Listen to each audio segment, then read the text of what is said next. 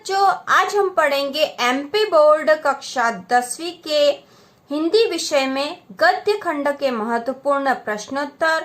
इसका पार्ट 1 हम पहले बना चुके हैं महत्वपूर्ण प्रश्नों का, और यह पार्ट 2 है। यदि आपने वो पार्ट नहीं देखा हो और काव्य खंड के महत्वपूर्ण प्रश्नोत्तर नहीं देखे हो तो चैनल की प्लेलिस्ट में जाकर हिंदी क्लास 10 इम्पोर्टेंट क्वेश्चन आप देख सकते हो, जिसमें आपको सारे कक्षा 10वीं एमपी बोर्ड के कक्षा 10वीं के सारे इम्पोर्टेंट क्वेश्चन मिल जाएंगे। यदि आप उन सब की तैयारी कर लेते हो तो आपको 90% से अधिक नंबर प्राप्त हो जाएंगे, आपको बहुत अच्छे नंबर प्राप्त होंगे। तो चलो बच्चों शुरू करते हैं गद्य खंड का पार्ट 2। तो इसमें जो पहला प्रश्न है, ललित कलाओं का ग्राम्य जीवन में क्या महत्व था। ठीक है, ललित कलाओं का ग्राम्य जीवन में क्या महत्व था। तो इसका उत्तर है ललित कलाओं का ग्राम्य जीवन में बड़ा महत्व था। ललित कलाओं जैसे लोकगीत व लोक संगीत से ग्रामीण जीवन को ऊर्जा प्राप्त होती है। ठीक है, तो इस प्रकार हमने बता दिया कि ललित कलाओं का ग्राम्य जीवन में क्या महत्व था। अगला जो प्रश्न है, गांव के सुसंस्कृत आदमी की 5 विशेषताएं लिखिए।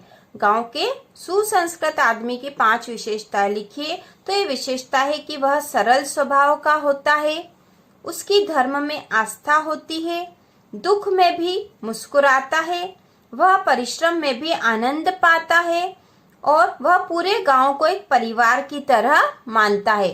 तो यहाँ पर ये 5 विशेषताएं हैं गांव के सुसंस्कृत आदमी की, कि वह सरल स्वभाव का होता है, उसकी धर्म में आस्था होती है, दुख में भी मुस्कुराता है, वह परिश्रम में भी आनंद पाता है, वह पूरे गांव को एक परिवार की तरह मानता है।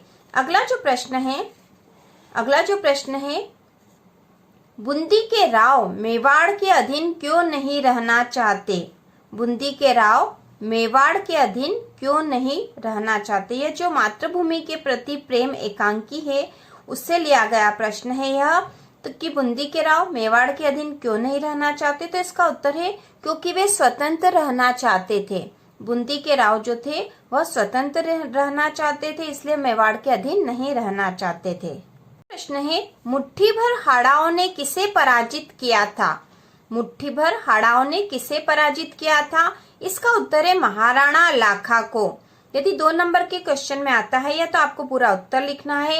मुट्ठी भर हाड़ाओं ने महाराणा लाखा को पराजित किया था। अगला प्रश्न है, वीरसिंह का प्राणांत कैसे हुआ। वीरसिंह का प्राणांत कैसे हुआ। तो इसका उत्तर है वीरसिंह का प्राणांत नकली बूंदी के दुर्ग की रक्षा करते हुए हुआ। नकली बूंदी के दुर्ग की रक्षा करते हुए हुआ। अगला प्रश्न है, अनुशासन का अभाव हमारे देश के टुकड़े किए हुए है। यह कथन किसका है। तो यह कथन जो था सेनापति अभय सिंह का है। सेनापति अभय सिंह जो कि मेवाड़ नरेश महाराणा लाखा के सेनापति है। सेनापति अभय सिंह, उनका यह कथन था। अगला प्रश्न है, महाराणा लाखा वीरसिंह के किस गुण से प्रसन्न हुए। महाराणा लाखा वीरसिंह के किस गुण से प्रसन्न हुए।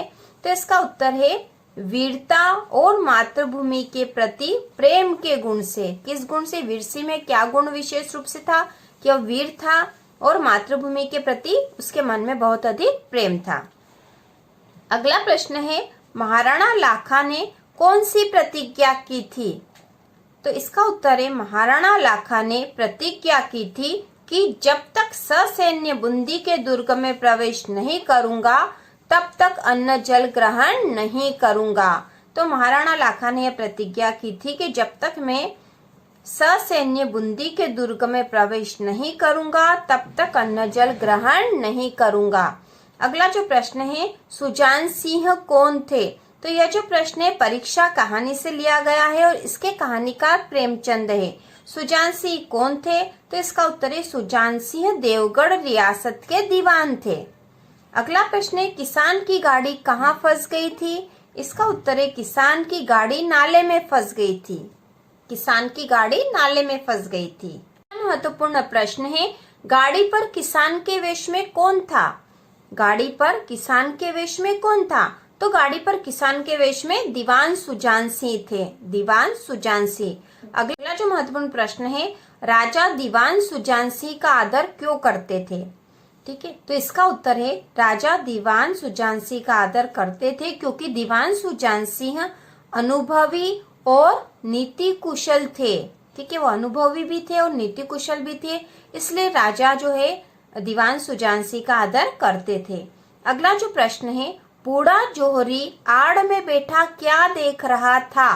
बूढ़ा जोहरी आड़ में बैठा क्या देख रहा था? तो इसका उत्तर है बूढ़ा जोहरी आड़ में बैठा देख रहा था कि इन बगुलों में हंस कौन है, अर्थात कौन सा उम्मीदवार योग्य है।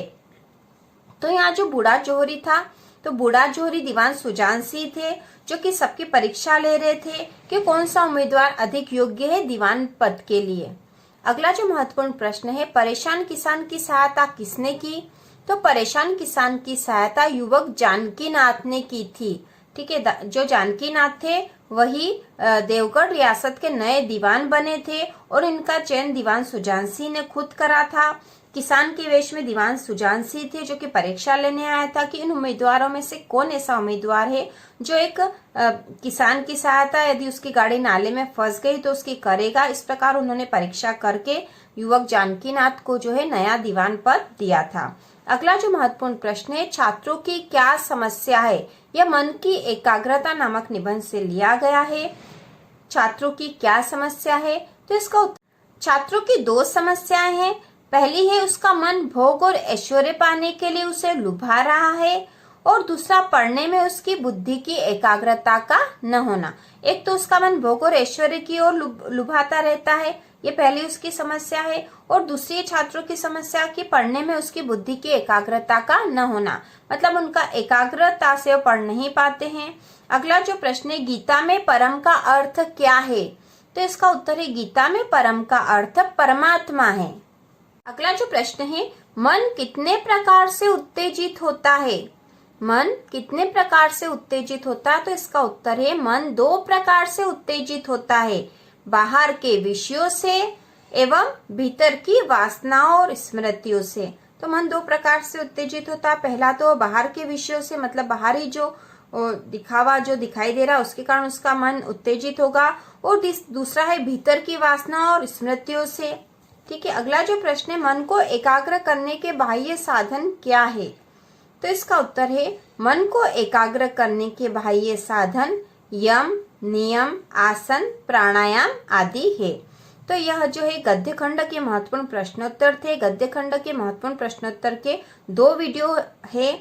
ठीक है, इसका पहला वीडियो पहले ही बन चुका है और इसके काव्य खंड के महत्वपूर्ण प्रश्नोत्तर भी हैं।